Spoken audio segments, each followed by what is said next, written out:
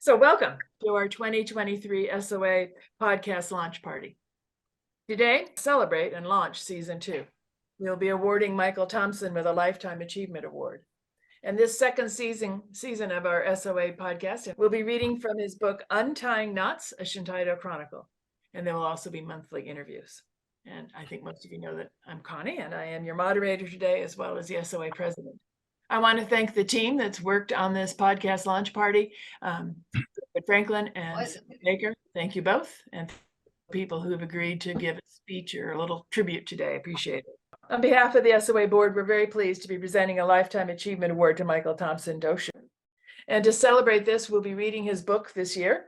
And will be, most importantly, David will be speaking at the end of this time we have together about some of the. So first, let me ask Bill Burtis to join me on the screen here. Bill Burtis is sending his wishes from Big Nature in Costa Rica. Bill met Michael Thompson at Hobart College, which is colleges in Geneva, New York. Well, Connie, thank you for this special effort to include me in the celebration of Michael's lifetime contribution to Shintaido. And it's nice to be able to join in the fun. I think the most valuable thing that I can think of that Michael did for Shintaido, and that's really the important part, was to reveal that Shintaido is a tool not merely for releasing or freeing what we think of as the true self, but for discovering and reforming the shadow self. I think it was 1981. I believe that was the first international up at Point Bonita. Maybe it was 1980. It was a long time ago. I can't remember. But in any case, I was there one, I believe, afternoon or late morning in one of the dorm spaces that we had. I'm pretty sure Jeff Fitch was there, Jim Cumming, Tom Abbott, John, the other Brit whose last name is escaping me at the moment, but people will know who I mean. Anyway, a small group of us, and we were talking about why we started Shintaido. And the consensus, although I remember that Tom did not join in the consensus, he abstained, but the consensus among 4 or 5 of us was that it was desperation that had brought us to Shintaido, which I interpreted as a kind of internal pressure for change. I don't think any one of us could have necessarily articulated exactly what it was, but that was the feeling that we had. And that Shintaido, which we then referred to fondly as Aoki's joke, was a way of releasing that pressure and giving us some peace inside. Yeah, that's a long time ago. What Michael did for me, in particular,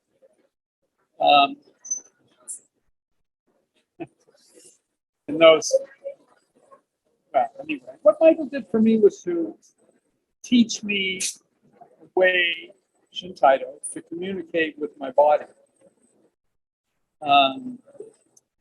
which I believe is the source of the unconscious, of unconscious knowledge of ourselves, the world around us. And through that, be able to communicate with the natural world, what's come to be known in times of plague as nature RX, and to find real peace in a different kind of knowledge. And that, even here in Costa Rica, which is foreign in so many ways, still exists. I think that's part of why I want to come to places like this, is to experience we used to call, probably still do call, big nature. It's big here for sure. So, and of course, the other thing that he did was to demonstrate that there was a home in Shintaido for even American bodies. And I'm also grateful for that, since I think my body's a little less American now. That's really all I've got, except to say, thanks, Mike. Thank you, Bill, for sending that in from Costa Rica. Let me ask David to join me on the screen here. And David is going to introduce the book that will be read, reading from his autobiography, Untying Knots, a Shintaido Chronicle. I'm just going to read a page or two from this book. Okay. It's been, for me, really, I'm just going to say really quickly, it's a very interesting experience and a pleasure to read this book again after so many years. Hop till you drop. When I started practicing Shintaido more than 20 years ago, I thought it consisted of a lot of weird and difficult exercises preparatory to getting to the meaty stuff, kicks and punches. Given the lack of conditioning and stiffness of my body, I could appreciate the necessity for strengthening and flexibility practice, and I had read enough Zen literature to understand that the true aspirant is never impatient to get to the heart of the teaching, and that some preparation was in order. In fact, like many American males, my body had been semi-disabled by what was laughingly called, quote, physical education, close quote. In particular, one knee used to swell up like a water balloon if I happened to land on that leg the wrong way. After I started to teach Shintaido, I remember an athletic trainer commenting in horror that one of our exercises was terrible for our knees. I refrained from responding that it was certainly no worse than training an armor-plated behemoth to hurl his massive bulk against his opponent's knees and then to twist them as he fell.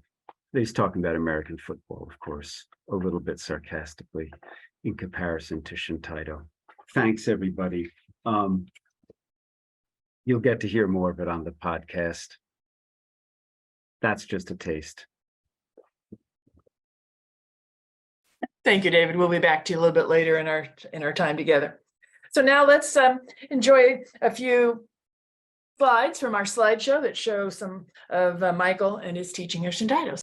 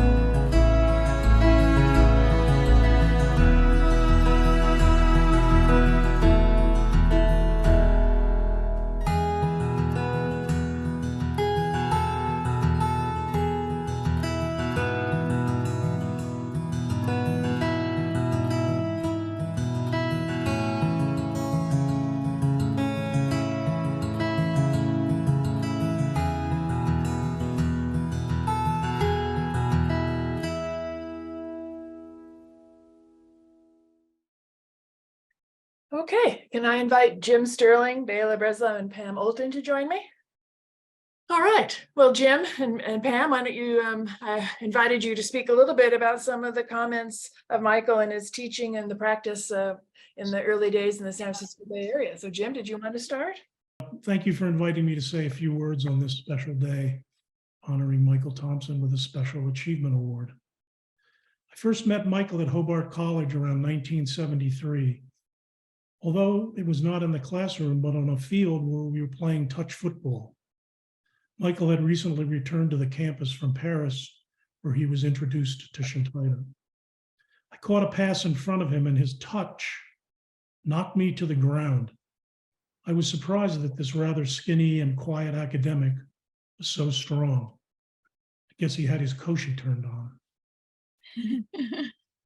After college, I eventually moved to San Francisco in 1976 and started attending regular classes taught by Michael and Ito. I eventually found a job where I began my day in the afternoon and needed to find another time for Keiko. I had heard Michael and Ito were practicing together in the morning in Golden Gate Park, and I asked if I could join them. They agreed.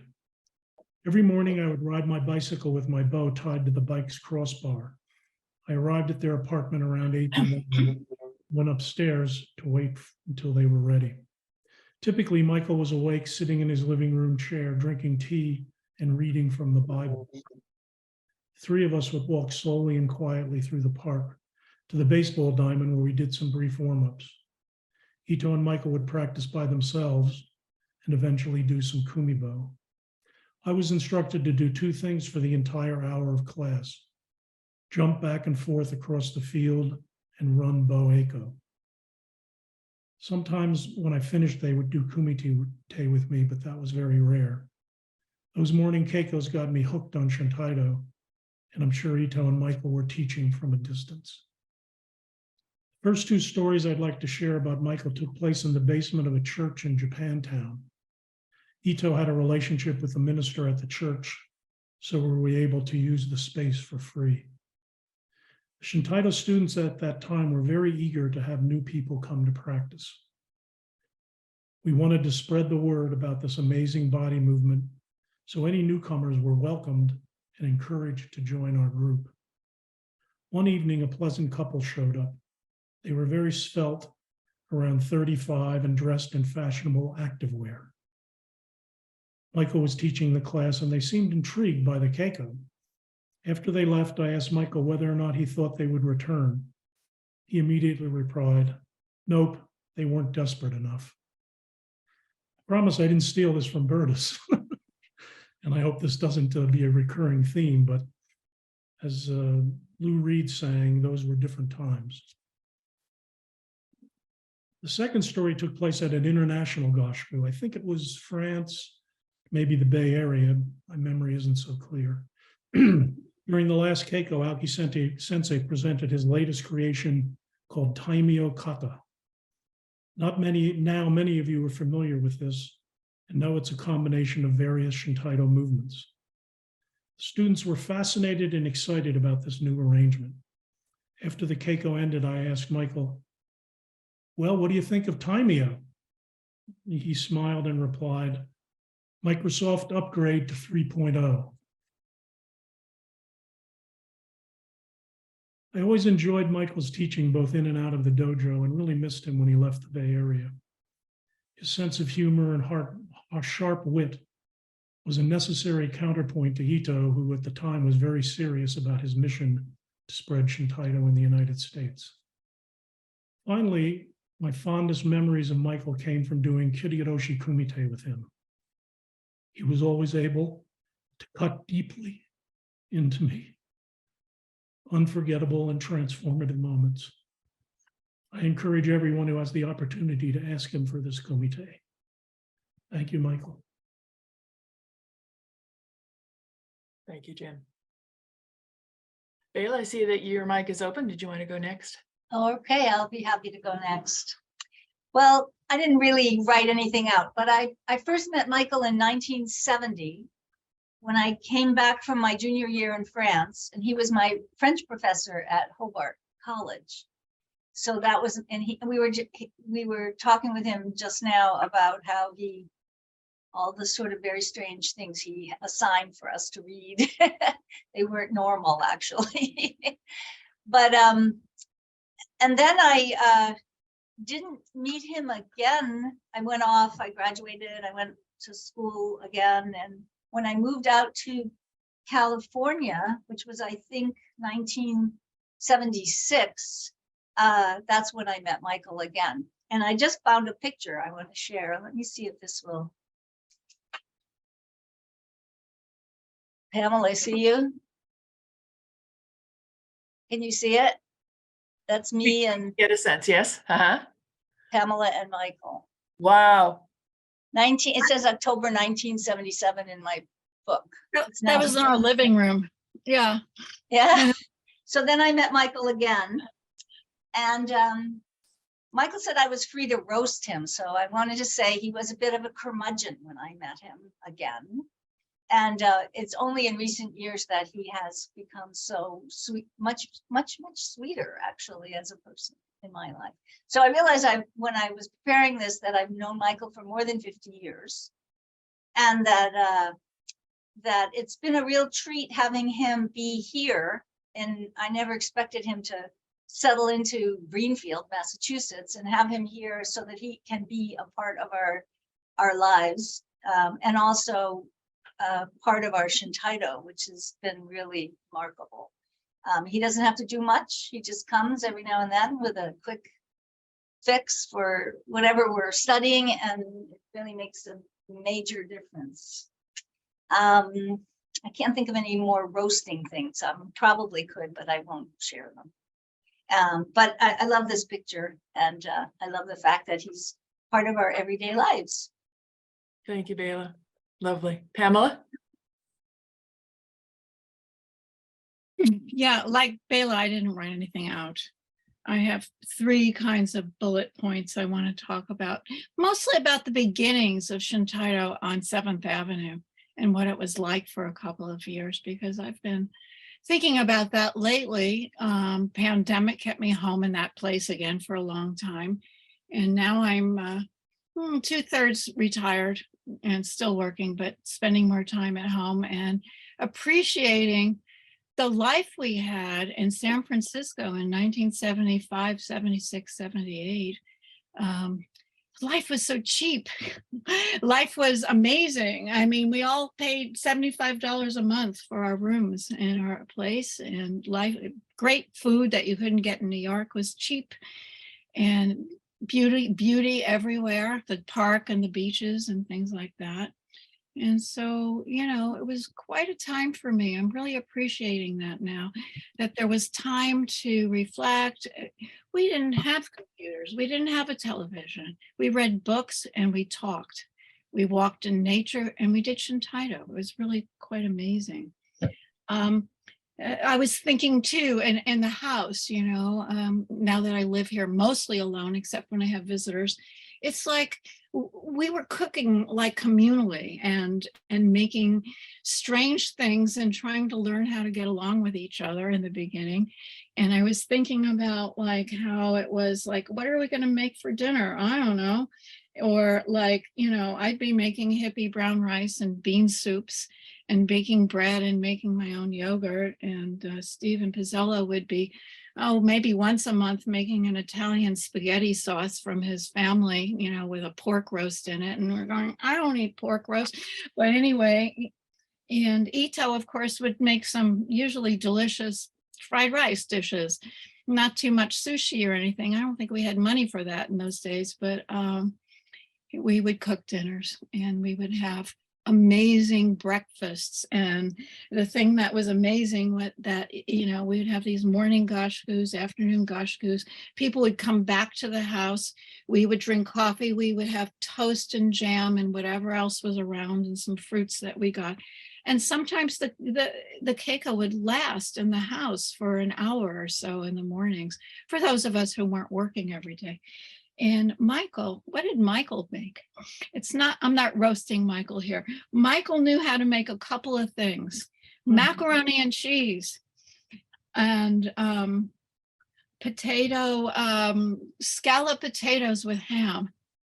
And then there Tuna was noodle casserole.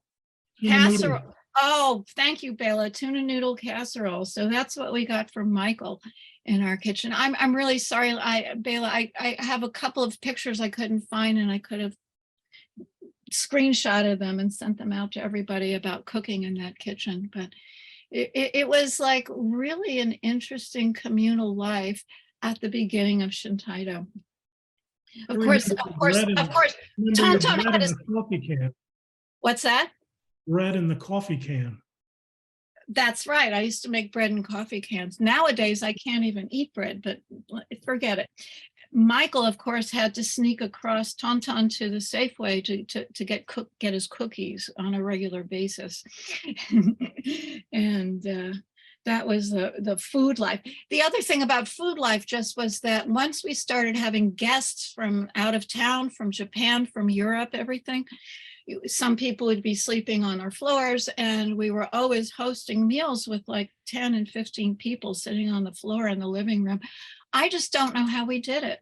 We had endless energy in those days, and we just did it. We just packed people in and fed them, and it was great. Now, the next thing that I really appreciated in this house at 776 7th Avenue was that I worked Friday, Saturday, and Sunday nights in a hospital and had the rest of the week off. So I would be able to every now and then, or sometimes regularly, get to sit and chat with Michael a little bit in the afternoons and talk about books we were reading, and Shintaido and what we were doing and what was it all about. And don't you know what I was going like, what were we reading in those days? And I went into the room where I am now, where I've got a million books. And right there, it was there. I haven't picked this book up in decades. Here it is. Remember this, Michael? The Life of the Theater by Julian Beck. I really remember both reading this and talking to Michael. Many of you may not know who Julian Beck was. He was a radical. He was an anarchist. He was a writer. And this Life of the Theater was about the relation of the artist to the struggle of the people. And in many ways, we were I remember having conversations about, well, there's a Shintaido group coming, and it was about change, and it was a little bit about some revolutionary stuff going on. We were different than the classical martial art groups, right? We were trying to do something new and different. And then this was the Life of the Theater, and it was about the role of the artist in the revolution and about people in theater life trying to make change, during the 70s and 60s, actually. So in any case, I got to do that, and it was interesting. I still have this book, and maybe I'll look at it again sometime. But I enjoyed that. Michael was an academic, right? He's got a doctorate.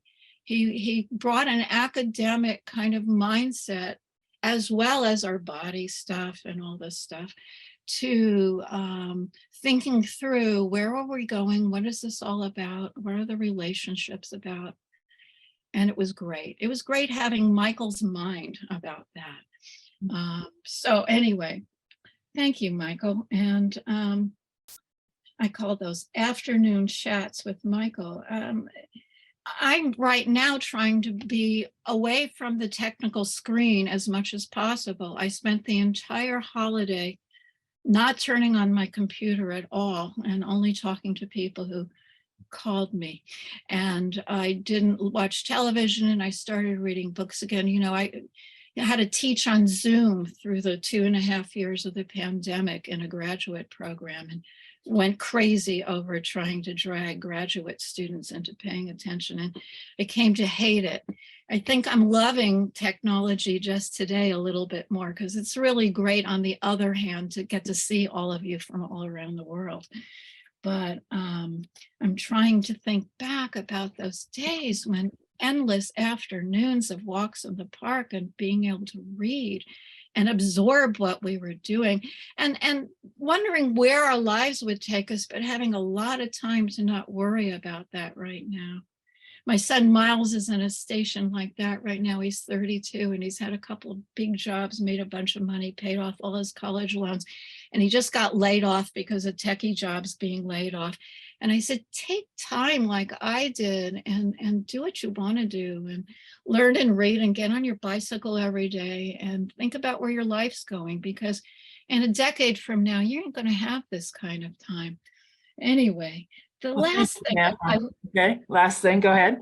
Yeah. one, just, I won't take up to, it's just a last thing, you know, I really appreciated that Michael really was a West-East liaison for us about Shintaido, to understand how should we, when should we bow to the sensei? When is the sensei our roommate?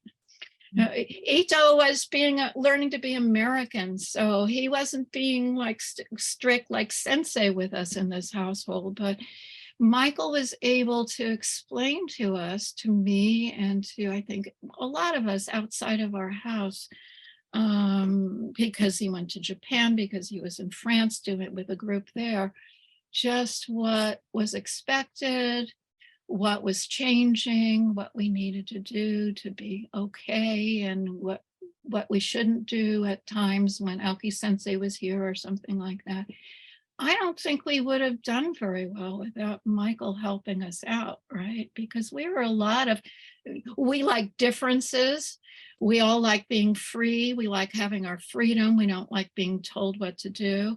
And Shintaido was a little bit of teaching us what to do, how to behave a little bit. The formality of some of Shintaido is really great. And thank you, Michael. I think you really helped us integrate that into our lives and into our practice and make us have a big Pacific Shintaido of America, really. Well, thank you. That's it. Thank Okay. you. Thank you, Jim. Thank you, Bela. Thank you, Pam. We're going to have some more people now, and I'm going to invite Gianni and David to join me on the screen. Gianni is living and teaching in Italy, and David is living and teaching in the Czech Republic.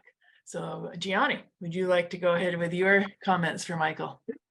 Okay, so the two brothers. Yeah. So, well, I didn't prepare anything, but it was so good to listen the other talk about Michael. I just started to say, I met Michael in Brighton in '94, I think. And what Jim was saying about Kiriroshi, actually, you don't need to have Kiriroshi with Michael, but just, I was cut so deeply. First time I met him, I was cut so deep in his keiko by just, wakame on the back. And I just felt, release everything. So, and now I start to, to cry a little bit. And so it was fantastic. So I said, okay, that's Shintaido. So that's kind of what? It's amazing practice, this. Just one gesture. He prepared us with very small keiko, and then I met him. And then after that, he visited Italy. He came to Italy 1 week. I bring him at the station. He was in France, and he came to visit. And we spent 1 week in the Alps, walking, talking, and after that, he came back to Italy for 25 years, about every summer. And COVID was blocking this interaction between us. And he was a teacher, he's a friend, and I don't know how, it's their mix. So it's one person, Michael, for me. So yeah, it's difficult to explain. And the second time, so all the keiko with Michael were special, no? But the second time was about, he met, Pam talked about Steven Pizzella, and we met Steven Pizzella in Italy. He went in holiday, and we met him. We went out to dinner. So that's where I met Steven Pizzella too. And so that's connection through Michael. But the second keiko, he cut me really deeply. One, he was in Matsuri when he cut you by president. You were doing Ikari with him, and he cut you. And he cut me completely. Wow. Now, I was opened by Masashi Eiko, and then he cut me completely. So it's like you're really deep, really deep. And the third time was in Greenfield. I was teaching Keiko, and then he bring me and he did Ikari. And it's like, he was like something, you know, when you download all the, what is in computer, you know, it's just receiving, and I was in peace. Instead to run Eiko, I was in peace. I stayed there. Usually I move a lot, I do stuff. It was first time that I just peaceful. So each time it was, that's what for me is Michael. We fight a lot, many times, discussion, and but at the end it was always peace. So that's what. So then I stopped because there's 25 years of stuff. But unfortunately, through Michael, I met David, because he sent me, first time I arrived and live with him, he sent me to 3 months with David teach. Before receive Michael teaching, I was with David. So David prepared me to my to Michael. So thanks, Michael, and thanks all the people around him and around us. Thank you, Jim. And David. I'll try to be brief, which is not my strong point, but I tried to, you know, remember some of the pieces of advice that I got from Michael over the years. And one of them that stuck in my mind, first, a very short story. It was pretty early on in my Shintaido career. I guess I was maybe still an assistant or provisional instructor. I was at a Gashku in the Bay Area, and I think I was practicing with Jim, or Jim commented on one of my karate kata, and he asked where I learned it. And I said, from Michael. And he said, but you have correct form. How is that possible? From Michael? And one of the pieces of advice I remembered from Michael was very simple. Try to analyze and figure out what your own weakest point is, and then try to focus on that and work really hard at it. It's totally uncomplicated, profound, useful, practical advice. And I think that story is evidence that he was able to take his own advice. Thanks. Thank you, David. Thank you, Gianni. Sorry, may I say one little stuff that I forgot? Then another time he sent me to Joe. When he see that I was in the middle of crisis, he sent me to Joe. And I spent, and another brother comes. So he make me 2 brothers in Shintaido. So that's, he knows what to do, exactly what Jim was taking Kiriroshi. So sorry, but I was mentioning this because it's very important. Thank you. Thank you both. All right. And as we make a transition, let me invite then Stephen Bilius, Nancy Bilius, and Brad Larson up.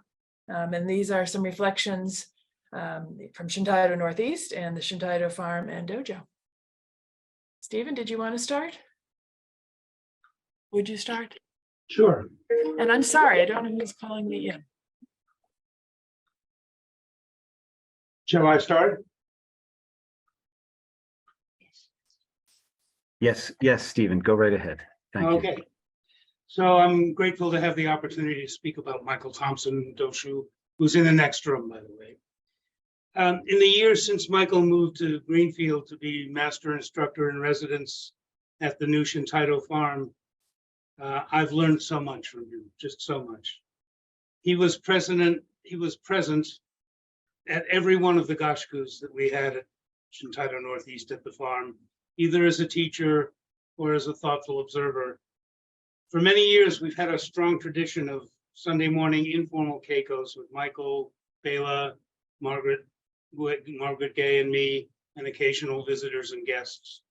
First at the farm, later at the senior center in South Deerfield, sometimes in our backyard here at Grave Street, or sometimes we go out to the Connecticut River in Turner's Falls. And as Bela mentioned, often Michael's contribution would be just a few minutes at the end of keiko, and often with just a single keen insight into whatever we were doing in our practice, which we gladly paid him for in breakfasts, either at our house or at the Shady Glen Cafe over in Turner's. So I feel like I've witnessed Michael's transformation into a kindler and gentler sort of wise elder. I'm really proud and honored to consider him as a friend, in addition to my main teacher since the inception of the farm. Michael doesn't put on airs or act as a guru. The other day I was in our local co-op, the Greenfields Market, where Michael goes every day and where he is well known by all the staff. I mentioned to Judy, one of the cashiers, that Michael was one of the 5 master instructors in the world of Shintaido, and she had no idea. And she's known Michael now for probably, I don't know, 10 years. Some of the people on the Zoom may not know also that Michael's a grandfather figure to our daughter, Sophia. They have a wonderful relationship that includes their common interest in the latest technology and occasional beer runs to keep Michael stocked for his nightly IPA. And by the way, when we get to the toast, we have a couple of Dogfish Head 60-minute IPAs that we can toast with. Anyway, I hope to be able to continue my studies with Michael and continue our friendship for many years to come. And thank you, Michael. Thank you from the depths of my heart. Thank you. Thank you, Stephen. So well expressed. Nancy? Well, it will shock all of you that I'm going to be much briefer than everybody else. So here goes. Michael, I expect you'll be both happy about and embarrassed by this award. Your lifetime achievement, as far as I can tell, has been to bring Shintaido out of its Japanese shell. If it hadn't been for your sojourn at Hobart, there would have been no Bela Breslau as a senior instructor, and therefore no Stephen Bilius as an instructor, and therefore no Shintaido Farm. Not to mention no Shintaido Northeast, not to mention no Jim Sterling. I could go on. There would have been no David Franklin as a senior instructor, and therefore no Shintaido in the Czech Republic. No Gianni Rossi as a senior instructor, and therefore no Shintaido in Italy. I'm sure I'm leaving out a lot, but that's enough to be going on with. Quite an achievement, I'd say. As for me, I can only say that we've come a long way from the early days when I was so afraid of you. And that I will always remember the single piece of feedback that you gave me when I took and passed my assistant exam. I was expecting some technical something or other, and you just said, you need to meditate more. And you were, as so annoyingly often, quite right. So thank you, Michael, for everything that you have been and done for all of us. And thank you for showing us a new way to be in the world.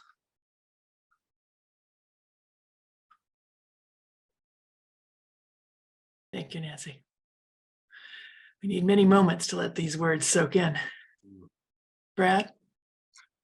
Yeah, I'll be brief as well, like Nancy, maybe not as well spoken, but I was thinking back to the roots of my own Shintaido life, and I have seen myself growing in my body over time, and so much of that is the seeds that grew out of our Cambridge Shintaido times, and Michael was such a part of that. Of course, thinking about all of our keikos, the gashkus, where I would experience these new things in my body that really were seeds that grew over time. But also after the gashkus, after some of our keikos, we would go out to eat for dinner. And Michael had a way of teasing me or bugging me, or some way between the two, that was always amusing and sometimes annoying, but always part of this community that we were part of, and this community that was growing. And that community has become so strong. And I think back to Michael and how he would show up to check in on us in Cambridge Shintaido and to be part of our community, and was really holding us together. The one thing I do remember is there was one point where Michael was teasing me or bugging me, maybe because I'm Midwestern and reserved, I don't know, until I got to the point where I poured a glass of ice over his head. And And I find that kind of amusing, but it's this combination of this kind of connection through some bit of adversity, but also a wisdom that's built into that and something that's grown a lot over time. So thank you, Michael, for all the seeds of both Shintaido and the form and the movement and the community that's grown out of that. Well, thank you, Brad. Thank you, Nancy. Thank you, Stephen. We'll continue on with some other tributes. So he'll be stepping away for a moment, but not far. And next we'll be bringing up, if Matt, Margaret, Mary Co, or Roger wanted to come forward, we're happy to have you join on the screen if there was some moments you wanted to share. And you're not forced to do anything more than wave and say hello, because I know you've been busy with Gashku. So Matt, was there anything you wanted to add or contribute? You need to unmute. Hi, everyone. I'm still in my sweats because we just got out of Tangeko and I haven't quite thawed out yet. The furnace broke in the hall, so it was a little chilly there. We really missed Michael this weekend and his wisdom. And just thank you for all the teaching, all the lessons, and all the wonderful example as well. Thank you, Matt. Roger, welcome. Thank you. I didn't prepare anything as many people did. When I first met Michael, I didn't know what to make of him. Was he this venerated figure, or was he just a person who has a very odd sense of humor? And being another person with an odd sense of humor, I think that may have been the connection we finally made. One of the nicest, I think, compliments Michael ever paid me was when he included me in the same group as Bill Burtis as a square man. And I tried to live up to that. But one particular memory I have is we were somewhere outside, it may have been on the Cape at Agashku, and there were quite a number of us, probably 24 or so. And Michael was leading this new thing called Taimyo. We were outside and it was a nice day and he was leading us all through it. And we were also intent on seeing what he was doing. It was so quiet that a flock of geese flew over and I could hear their wing beats. And I thought, this is pretty intense that this one man has us so wrapped. So thanks for all the years, Michael. Wishing you many more. Thank you, Roger. Margaret.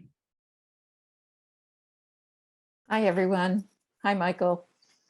I wanted to say thank you to Michael for roughly 35 years of being my main teacher in Shintaido through Cambridge and Western Mass and up here in, so now I'm in Northampton and Michael's half an hour away. And as Stephen said, you know, there was life on the farm and Michael was always a presence there. I think what I most appreciate about Michael is that he is able to deliver the essence of the movement or the spirit of what we're investigating in our Keiko. And I know that I rely on that from him, that I know that I can go to Michael and he will be able to say, it's just about this. And that's informed me a lot. I'd also say that he's been very accepting of each person and their journey, rather than saying, oh, you have to fit into Shintaido. It's really been about, well, as he has said, there are many routes up the mountain. There are many paths up the mountain. And I've I've kept that instead, of like just how to understand each person's journey. Sometimes Shintaido is a long part of it. Sometimes it's a short part of it, but we're there for each other in that way. And I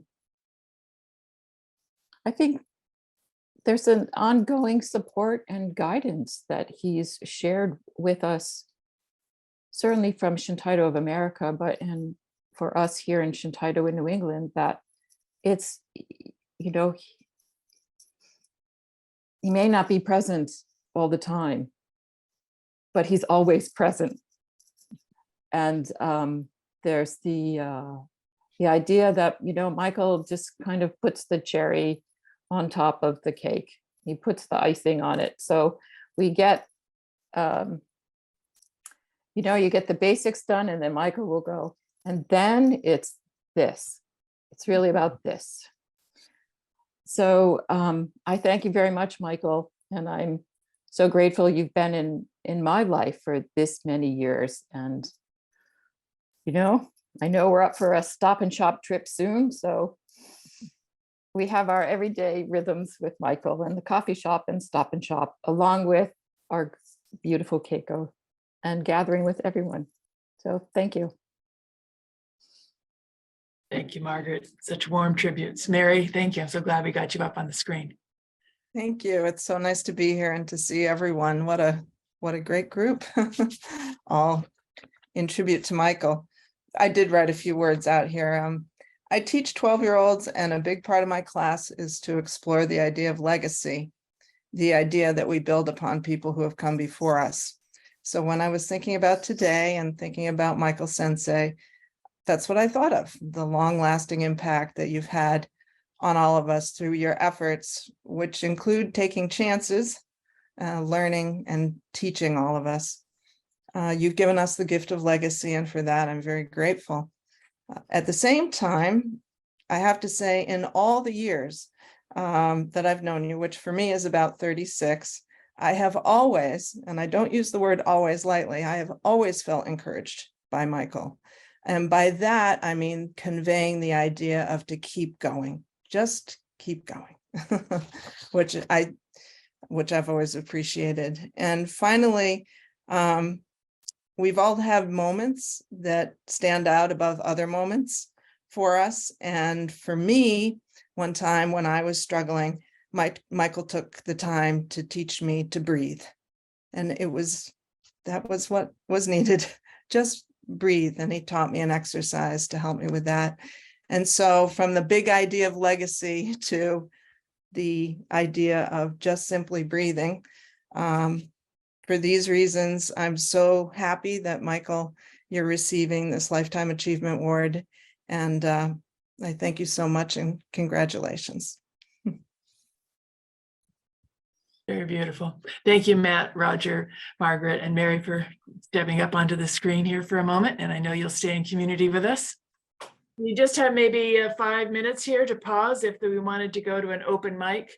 I'm a bit hindered in that I cannot necessarily see hands waving or raising, but between Sarah and David, we can identify if there's someone who wanted to add something. The other way to add it is via the chat, because the chats will be recorded and transmitted. Looks like I can see Deb with a hand up. Deb. Hi, everyone.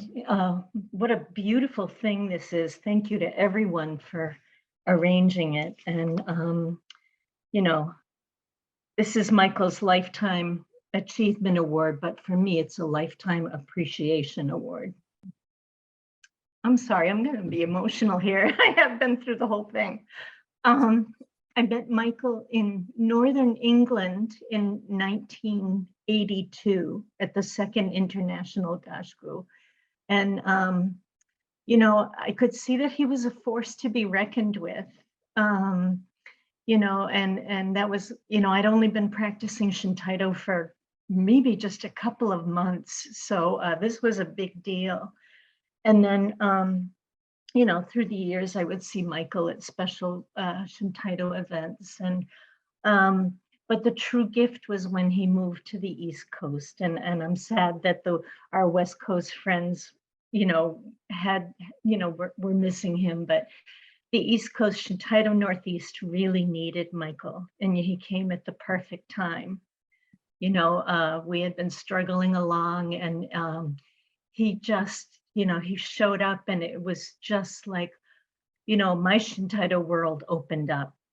And Joe and I would drive into Cambridge every Sunday morning to practice on the Harvard field with these really young kids from Harvard, like David and Lee Ordeman. And, it was just so interesting. There was the old guard, Bill Burtis and Michelle. And, it was such a beautiful mix. And, we'd practice like crazy and get yelled at by the yahoos who were driving by. And it was just, and then we'd go out for breakfast and have this wonderful time. And then, we'd host Michael here a lot, he would come for holidays, and what a special gift. He'd come, a day or two early. And, Michael and I, I'm so blessed to have had quality time with him, just sitting around having late breakfast and then going to coffee and having cappuccino and a brioche, and whether it be here or in Italy together, Michael and I got kind of close, and we still are. And I remember one time he was having tooth problems, and I brought him to my dentist here in Worcester, and I was trying to convey, because I'd been to this dentist since we were both very young.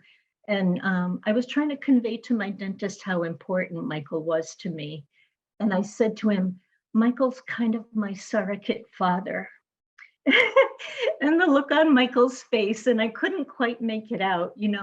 I think he was kind of surprised and honored, but then I think he took umbrage because the age difference isn't great enough to have it be that. But Michael is truly in my heart family. And, we've learned a lot about each other through the years. And Michael, I love you dearly. And I'm so grateful. Thank you. Thank you, Deb. Welcome, Shin. Thank you. Yes. What I really, the biggest main memory of Michael is that there was a time that I was inviting Michael to the Bay Area, and he, I think it was every year, he came to Oakland, and I asked him to teach workshops, and we learned a lot. But I really enjoyed, it was probably the main purpose that I invited him was more than Keiko. I just really wanted to spend time with him. And because I learned a lot about my life. And probably the biggest lesson I learned from him in Keiko was that a very early time, somewhere in Southern California, we had a gasku, and I was practicing karate kata, I believe. It was just a day before the karate exam. And I was practicing, and he was observing. And after kata, and I just sat down, and I believe Michael came to me, and he gave me a feedback, very, very short. He said, it was pretty, but it was empty. And that was the feedback. And it took a while for me to figure out, what do you mean? I thought that my form, I did it right. And I did it, my kick was high. I'm sure I extended really well. And I was feeling pretty good about my kata. But what he really taught me was, I wasn't bringing in myself into Keiko. And I was not participating fully. And I thought, my God, this is such a mind-blowing. And I can't just learn this art form. I have to bring myself into it. And I have to give a life into Shintaido. And that really set the direction of my Keiko in early on. So thank you so much, Michael, for all the lessons, important lessons you gave me. Thank you, Shin. I know there's probably many more messages, and please feel free to, yes, Heather. Yes, Heather. I don't see you, so. Hi, everyone. Michael, I was reflecting on I've learned so much from you over the last 24 years, but I want to share a couple of pieces. You gave a lecture once at the Shintaido farm, and this is my note from that day. Tenshin Kan. I don't know if you remember that, but I remember I was in my 20s when you gave that lecture, and it was the first kind of map of like ways to think about what to focus on in a big way, kind of in what we're doing, kind of a macro systemic kind of how it influences our lives kind of a thing. And I remember however old I was, when you talked about jizai, perfect freedom, in that moment, I remember saying, oh, I want that. I'm going for that. And it was helpful to get some of your insight on kind of ways to get there. So that was one thing. I also remember a time when we were having a conversation about that Shintaido is a movement system that seeks to embrace the extremes of our humanity. And for reasons that I won't get into now, that really spoke to me and felt like a permission to embrace the extremes of my experience. So thank you for that. I think I'll leave it there. Except there was one more thing. We've had lots of great conversations over the years. I immediately felt like we could understand each other on an intellectual level, humor also. But I remember having a very nerdy conversation a long time ago with you when we were sharing, like we were saying, like, I'm in the E of my ah at this time in my life. Or I'm in the O of my you know, we were getting very nerdy about that, and that's the kind of nerdy I am. So I always appreciate the connections we've had. So thank you. Thank you, Heather. And I'm glad you could bring laughter in. As Jason just added to the chat, laughter was one of the things that he remarked upon with Michael's Keiko, that laughter was brought in. I'm going to move us ahead, and so certainly feel free to add to the chat. Take a moment to send a special message if that's what you need to do. But I'm going to invite Minagawa Sensei to come forward. And Nagako has graciously agreed to translate. So just to recognize who Nagako Cooper is, and then we'll return the screen to Minagawa Sensei. So, onegaishimasu. Thank you. Sorry, I will speak in Japanese. 今日のマイケルさんのライフタイムアチューブメントアワード、心より祝福します。I heartily congratulate you, Michael, on your Lifetime Achievement Award today. マイケルさんとのエピソードを紹介したいと思います。I'd like to share 3 episodes with Michael today. 新態度の前身である楽天会の時代、フランスの指導者とともに一人のアフロヘアのアメリカ人がやってきました。In the days of Rakutenkai, the predecessor of Shintaido, an American with an afro came along with a French instructor. 青木先生はフランスの指導者よりもその若者の知性に目をつけ、通訳を交え彼に熱心に青木ワールドの説明をしていました。Aoki Sensei took notice of this young man's intelligence rather than the French instructor, and with the help of an interpreter, he enthusiastically explained the Aoki world to Michael. 間もなく彼はそのフランスの指導者から独立して伊藤先生らの住む楽天会の住人となりました。Soon, Michael became independent from the French instructor and became a resident of Rakutenkai, where Ito sensei and other Rakutenkai members lived. 彼との3つのエピソードを話したいと思います。I'd like to share my memories of 3 kumite with him. No.1、将校とインビジブル加藤先生。Number 1, the Shoko team and the invisible Kato sensei.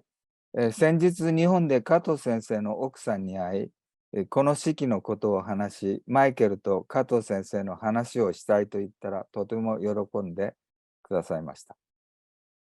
The other day in Japan, I saw Kato sensei's wife, and I told her about this ceremony, and that I would like to talk about an episode of Michael and Kato sensei, which she was very pleased about. 新態道の初期の頃、新態道を世に出そうということで、普及のための若手チームが結成され、国内大会が行われました。A group of young people formed a team to introduce Shintaido to the world, and a national event was held to promote it. 3人1組の将校チームが編成され、私とマイケルさんは同じ組でした。Shoko team of 3 people were formed, and Michael and I were in the same group. それぞれのチームが近くの林の中に入り、将校をしました。Each team went into a forest nearby, and we did shoko for 1 hour. 加藤先生が皆の稽古を見守っていました。Kato sensei was watching over everybody's practice. マイケルさんは加藤先生の雰囲気が消えたと思ったとき、ふっと力を抜いたその時、彼の後ろで加藤先生がマイケルに優しく耳打ちしました。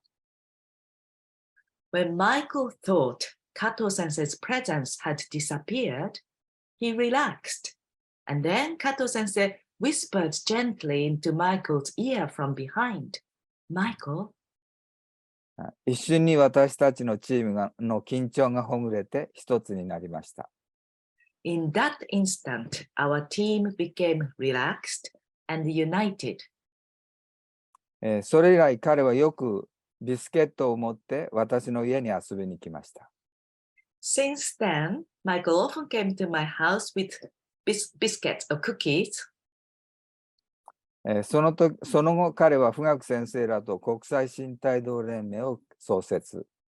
日本で行き場を失った私をアメリカ新態道の人たちと共に温かく見守って励ましてくれました。Later, he founded the International Shintaido Federation with Ito sensei and others, and they, along with American Shintaido people, warmly watched over me and encouraged me when I had lost my way in Japan. マイケルさんは若い人たちを指導するのが上手です。I think Michael's very good at guiding young people. 私もその中の一人で、彼は目に見えない形で大して目立たなかった私の稽古を見守ってくれていたんだと最近気づかされました。I was one of them, and I recently realized that he had been watching over my practice warmly, which I didn't really notice at that time, invisibly. 2番目のエピソードです。国際新態度ムーブメントと三人一列。The second episode is about International Shintaido Federation and 三人一列, 3 in a row. 国際新態度大会で彼と富岳先生と私で演舞した三人一列は私の新しい出発点となりました。Michael, Ito sensei, and myself demonstrated the 三人一列 at the international event in America, and that kumite became a new starting point for me. You saw that picture in the beginning. ぶつかり合うのではなく、二人の開かれた世界の中で、狭く固まった私の体から無駄な力が抜け、柔らかい流れの中で楽しい組手が展開されました。Instead of colliding with each other in the open world created by Michael and Ito sensei, I was able to release unnecessary tension from my constricted body and enjoyed kumite. And later, I became a member of the International Shintaido movement. 富岳先生、マイケルさんと私、この三人一列が今も続いています。This trio continues to this day. I think. Okay, number 3 is天地人々我一体の世界を一般化。The third episode, generalizing the world where heaven, earth, people, and self are one. 天地人々我一体。最後のエピソードは2004年の同種の審査での彼がコニーさんを組手を行った光と戯れです。The final episode is the Doshu exam in 2004, where Michael demonstrated Hikari with Connie. 彼は青木先生の天地人々我一体の世界を一般化して体現して見せてくれました。He generalized and embodied Aoki Sensei's world of unity of heaven, earth, people, and self. 天地人々我一体。攻防を超えて彼の存在そのもので相手が自由になる光と戯れの世界を見事に見せてくれました。He showed us the world of light and play, where the other party can be freed by his very existence.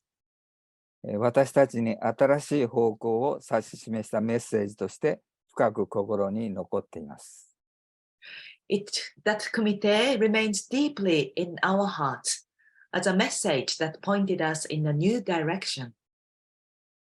そしてアメリカ新態度だけでなく、私たち新態度を行う者の指針となり、永遠の命となって輝き続けることと確信しています。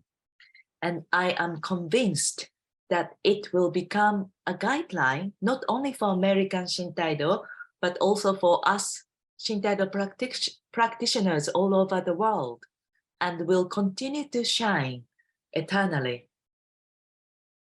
本日はおめでとうございます。Congratulations, Michael, on your day. Thank you, Michael.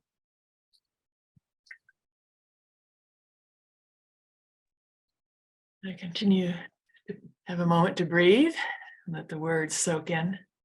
And Ito Sensei, may I invite you up? Oh, well, I have to say something too. It's already mentioned by Pamela and Vera, but my hope is I want to have tuna noodle casserole cooked by Michael Thompson before I passed away.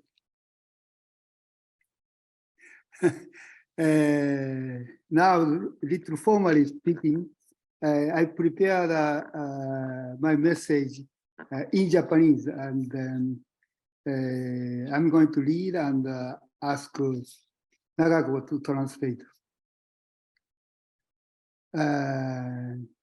たくさんの思い出がありますが、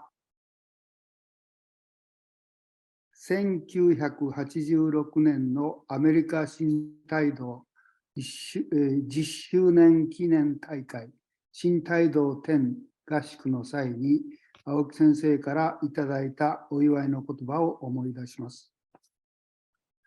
I have many memories, but I particularly remember the congratulations that Aoki Sensei gave me at the Shintaido America 10th anniversary event, Shintaido 10 Gashuku in 1986. 先生が言われたのは、アメリカ新態度が今日あるのは、第一に伊藤富岳が空手道修行時代以来培ってきた目的遂行能力を組織づくりに生かしたこと。Aoki Sensei said that Shintaido America has come to be what it is today, firstly because of Ito Fugaku's ability to carry out objectives which he has cultivated through his karate training. 第二を支えたマイケル・トンプソンの知性と優しさの賜物である。And secondly, because of Michael Thompson's intelligence and gentleness in supporting it. で、今、マイケルに言いたいのは、わがまま放題にぶつけた数々の提案を咀嚼して、組織を少しずつ形あるものに変容させてきてくれたことに対して改めて感謝します。I would like to express my deepest gratitude to Michael for his ability to digest my numerous unrestrained suggestions and gradually transform them into something more tangible and concrete to develop Shintaido America. Thank you. Thank you, Nagako-san. Thank you, Ito Sensei. David, can you join me back on the screen? Hi, everybody. I'm back. Can you just give us a brief overview of the coming 12 months in terms of what will be included in the podcasts and the releases? Yes, as you know, part of this event, besides the Lifetime Achievement Award, is to remind you that we're starting season 2 of the Shintaido of America podcast. And this season, it has 2 main components. As we already mentioned, part of the podcast is going to be like an audiobook, and I'll be reading Untying Knots by Michael Thompson. The other aspect of the podcast this semester, this season, which is totally new, is we're going to have interviews, as is common on many podcasts. And I think especially fitting with the theme of Michael's book is that many of the people we're going to interview are artists and musicians, people in the creative side. That also, by the way, there are some of you who are here in this meeting who we're going to hope to get on the podcast, but I don't want to give anything away before it's completely confirmed. I am just going to tell you that we've got the first interview, the first podcast ready to drop, and that's going to be visual artist Mario Uribe, who I think, is Mario here in the meeting? No, I don't think he is. But as many of you know, Mario is a member of the Shintaido of America Board of Directors as an honorary member. And it's also very interesting because Michael's book begins in the 1970s at Hobart College, and you've heard from some of the people who were there. And Mario's interview begins with him talking about, being at the Art Institute of Chicago in 1971 and becoming politically engaged. And so these 2 things fit together quite well. Some of the people who I think we've got lined up for interviews are, pretty well known outside the Shintaido community. And I think it's going to be very exciting. We're going to grow our community. So. Thank you, David. Thank you.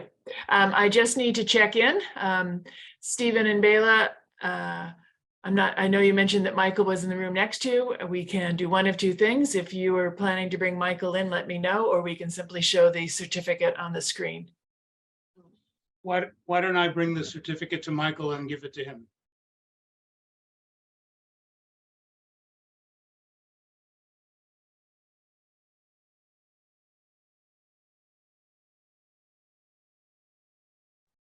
Well, welcome. Welcome, Michael Sensei. And I think Stephen and Bela have something to present to you that All wrapped up in a nice, is it all wrapped up nicely? all wrapped up nicely. Oh, it's beautiful. It's beautiful.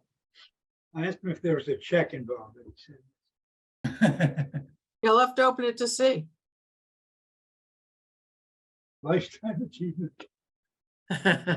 Oh, yeah. Okay. All right. Well, bravo. Bravo. Everyone can join in the Zoom applause.